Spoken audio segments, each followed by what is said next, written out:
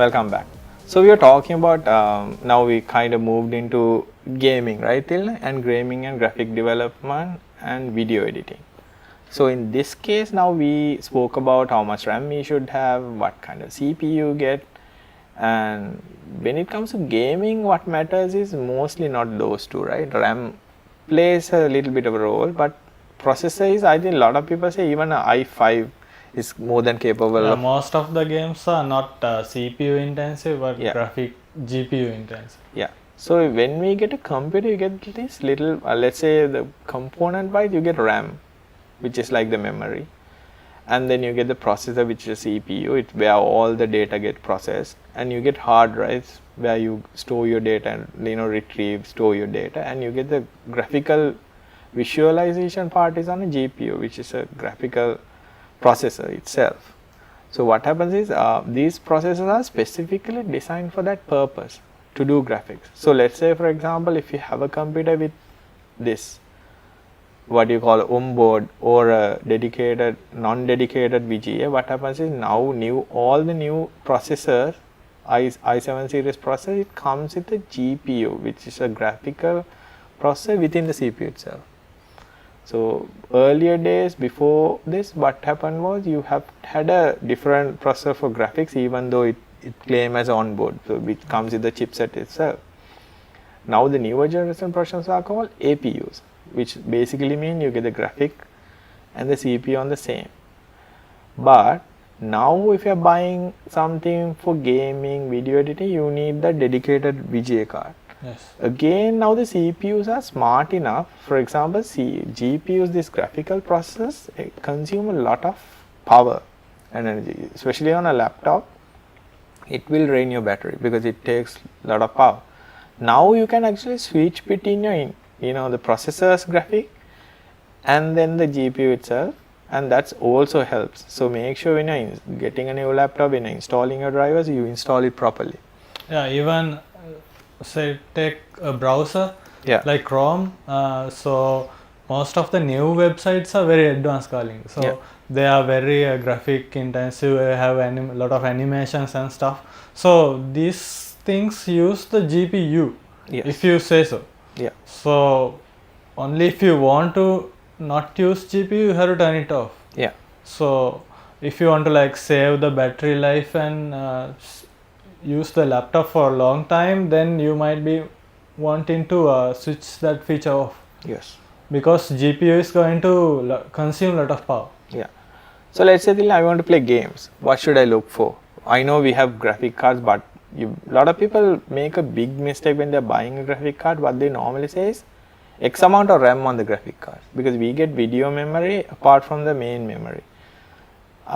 Video memory is not something, it's like a computer. So for example, you're buying a computer, you will say how much RAM it has, and you ignore the fact of what kind of processor it has.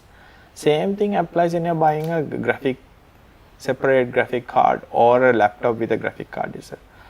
Don't think too much about the video memory it has. Think about what the processor is. When I say a processor, the graphic processor, the GPU. So you need to think about 4 things in this case: the system memory, which is the memory that you get on the computer, and then the processor, and then the graphical processor, which is a GPU, and how much RAM the GPU has. So basically nowadays for any gaming, I think 1 to 2 GB would do. 2 GB is mostly the most common RAM. Yeah. Is 2 GB. Yeah, and then you get 2 manufacturers, just like computer processors. You get AMD and you get NVIDIA. So either way is fine, depends on what kind of budget you have, because AMD used to be ATI before that. Now AMD bought ATI, now it comes as AMD Radeon and all that. So what you need to think about is how much you want to spend money on what you're using it for. If you are going for a very latest NVIDIA card, you might have to consider this Kalinga, because NVIDIA is also releasing versions. Yeah. So the very first version might have issues. Yes. Recently the 1080 first version had so many issues. So you might have to consider that also when you're buying, because the latest version is going to be very expensive. Yeah. So again, when you're buying this, like we said, there are a lot of manufacturers who manufacture this VGA cards, especially if you're building a desktop computer for gaming. You get MSI, you get, you know, Asus, you get a lot of manufacturers who build those graphic cards using those processors. So it's fine. I mean, it can be a, you know, whatever preferable brand VGA card. Make sure that the graphic chip you're getting is what you actually need it for. Especially if you're playing games, I mean, games actually say what you need. For example, how much RAM you need, you know, how much hard disk space you need, and they even recommend, you know, what kind of graphic cards you need. Yeah, minimum requirement and the recommended. So, like, even on application, the same scenario, Tilina. So, for example, if you're getting a Office application or some other application, it will tell you how much RAM it need, how much disk space it need, you know.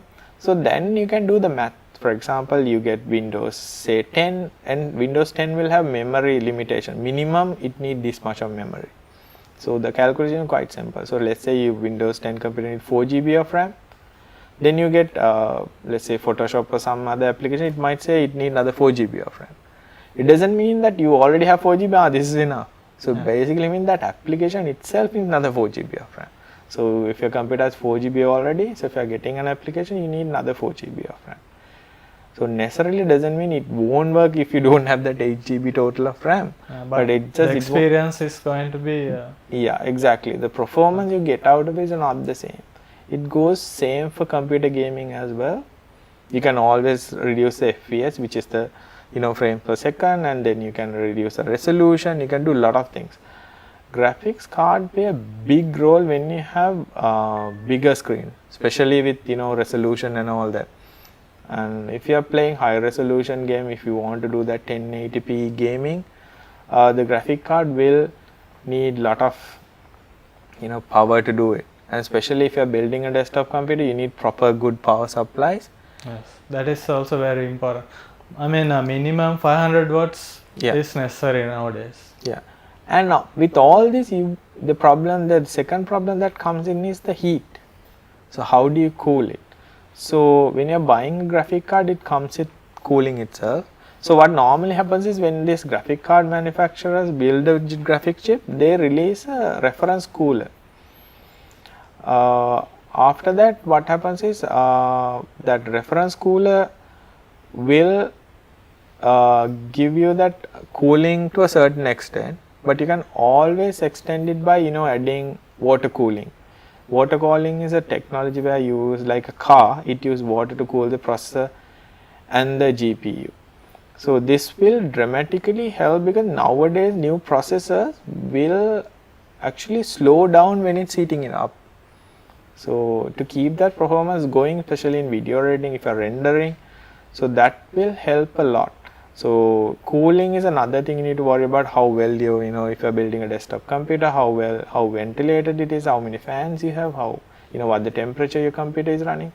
And this is most important mistake, I mean, people do is using their laptop on top of a bed, which is really bad because all the ventilation slots are under the laptop. So what happens is when you put it on the bed, the laptop won't get cooled enough, right? The bed might be caught with fire also. Yeah, if you're that unlucky, it might get caught on fire as well. But make sure, you know, you elevate it a little, you know, put it on top of a book, something flat surface, so the air can go from under and, you know, come out from the laptop. This applies to desktop as well. I think that's all the time we had for today, Tilina. I think thank you everyone for watching, and we greatly appreciate all the feedback you have been giving. Please visit RTV Facebook page as well as the YouTube channel and leave your comments, and we'll be happy to, you know, change our program accordingly. So see you next week. Thank you.